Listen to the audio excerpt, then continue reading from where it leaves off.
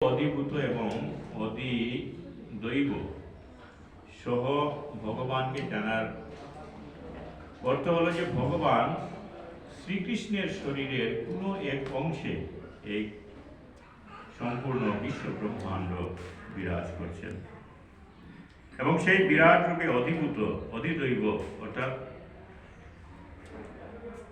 এবং অধিযোগ্য অর্থাৎ বিষ্ণু ইত্যাদি সবই বিদ্যমান। যেমন অর্জুন বলেছিলেন যে হে দেব, আমি আপনার শরীরে সকল প্রাণীকে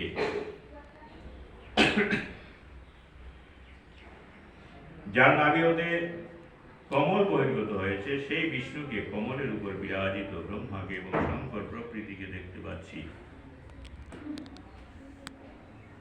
ভগবানের যখন বিরাট রূপ তিনি দেখিয়েছিলেন তখন ভগবান শ্রীকৃষ্ণকে বলছিলেন যে আমি এই কমলের উপর বিরাজিত ব্রহ্মা বিষ্ণু শঙ্কর সবকে আমি দেখতে পাচ্ছি।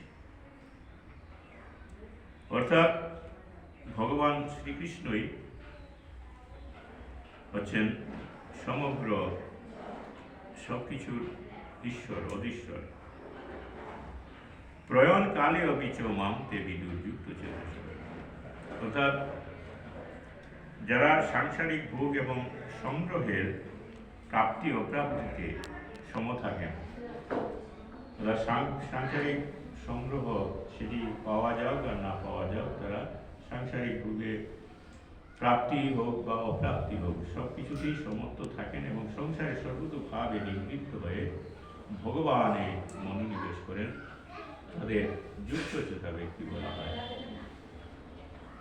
তাদের এই অবস্থান এত দৃঢ় হয় যে স্থূল বা সূক্ষ্ম দেহে যতই বিপদ আসুক আমার মতে তারা কখনোই বিচ্যুত হয় না। অর্থাৎ তাদের মনটা এত দৃঢ় হয় ভগবানের প্রতি যে তাদের যত বিপদ আসুক তারা ভগবান হতে কখনো বিচ্যুত হয় না।